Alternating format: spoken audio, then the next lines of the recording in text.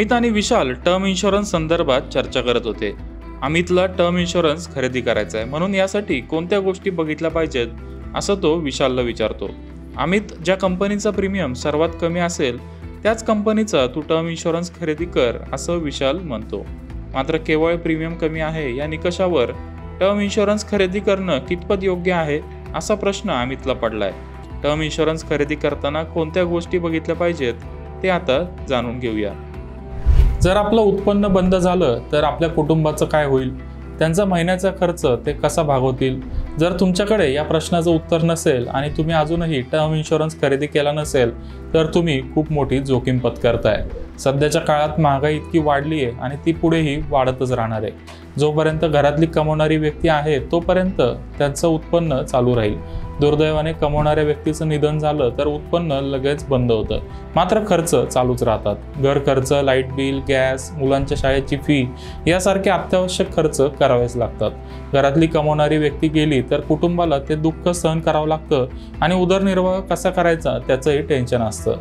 मात्र term insurance असेल तर त्यातून मोठी रक्कम मिळू शकते आणि त्या पैशाचा वापर करून महिन्याचा खर्च आपल्या फॅमिलीला भागवता येईल।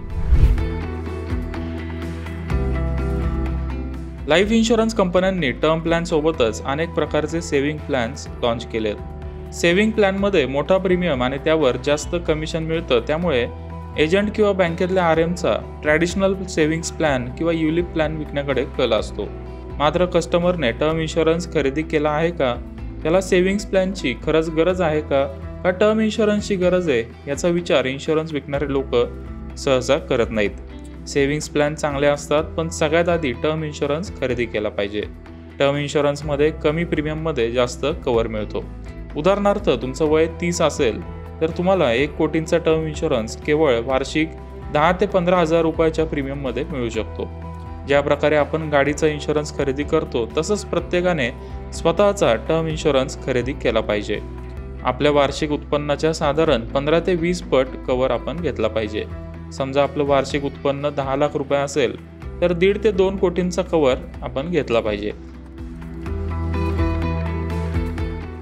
टर्म इन्शुरन्स खरेदी करताना बरेच लोक कमी प्रीमियम असणाऱ्या कंपनीचा प्लॅन खरेदी करतात। मात्र प्रीमियमला महत्त्व न देता आपण क्लेम सेटलमेंट रेशोला महत्त्व दिलं पाहिजे। कंपनीकडे किती डेथ क्लेम आले आणि त्यापैकी कंपनीने किती क्लेम मंजूर केले त्याला क्लेम सेटलमेंट रेशो असं म्हणतात। क्लेम सेटलमेंट रेशो बरोबरच प्रत्येक क्लेमची व्हॅल्यू किती आहे ते बघणं देखील तितकंच महत्त्वाचं आहे। यालाच आपण अमाऊंट सेटलमेंट रेशो असं म्हणू शकतो। उदाहरणार्थ LICचा क्लेम सेटलमेंट रेशो 98% वर आहे, पण अमाउंट सेटलमेंट रेशो 96% आहे। जब भी आप पर डिपेंडेंट्स है, माता पिता, बहन, भाई या इन लॉज है और आपके ऊपर लाइबिलिटीज़ है, जैसे एजुकेशन लोन है, हाउसिंग लोन है, अगर ये लाइबिलिटीज़ आपके सर है तो तभी आपके पास टर्म प्लान होना बहुत ज़रूरी है। अगर आप मान लीजिए आप कहते हैं कि मेरे पास कोई डिपेंडेंट या कोई लाइबिलिटी नहीं है तो टर्म प्लान मेरे लिए ज़रूरी है, ये आप बिल्कुल कॉस्ट एडवांटेज का बेनिफिट ले सकते हो।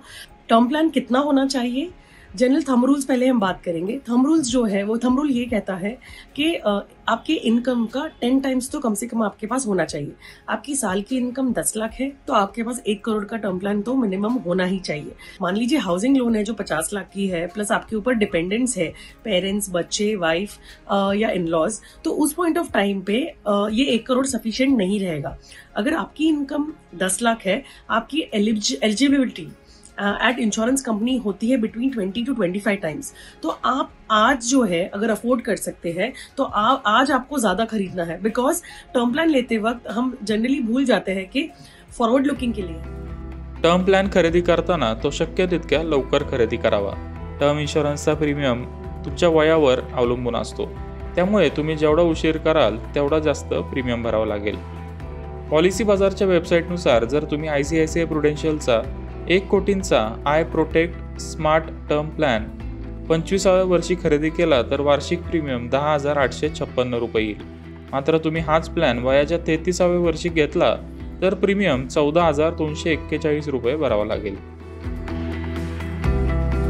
टर्म इन्शुरन्स खरेदी करताना मोठ्या सम ॲश्युअर्डचा एकाच कंपनीचा प्लॅन खरेदी करायचा का 2 किंवा 3 कंपन्यांचा टर्म प्लॅन घ्यायचा याचा विचार आपण केला पाहिजे. समजा तुम्हाला 1.5 कोटींचा कव्हर घ्यायचा असेल तर तुम्ही 1.5 कोटींचा एकच प्लॅन खरेदी करू शकता किंवा तुम्ही 75 लाख कव्हर असणारे 2 वेगवेगळ्या कंपन्यांचे प्लॅन खरेदी करू शकता किंवा तुमच्याकडे 50 लाख रुपये कव्हर असणारे 3 प्लॅन खरेदी करण्याचा पर्याय आहे. तुम्ही एकपेक्षा जास्त कंपन्यांचा टर्म प्लॅन खरेदी केला तर थोडा प्रीमियम जास्त भरावा लागेल, मात्र त्या बदल्यात तुम्हाला 2 फायदे मिळतील. पहिला फायदा म्हणजे जेव्हा तुम्हाला जास्त कव्हरची गरज नसेल तेव्हा तुम्ही एक पॉलिसी बंद करू शकता. दुसरा फायदा म्हणजे तुम्ही 2 प्लॅनसाठी वेगवेगळी टर्म घेऊ शकता. उदाहरणार्थ तुमचं वय 30 असेल तर एका पॉलिसीची टर्म तुम्ही वयाच्या 60 वर्षापर्यंत ठेवू शकता आणि दुसऱ्या पॉलिसीची टर्म वयाच्या 75 वर्षापर्यंत ठेवू शकता. में काफ़ी टर्म प्लान्स है अवेलेबल जो अलग अलग टाइप के हैं.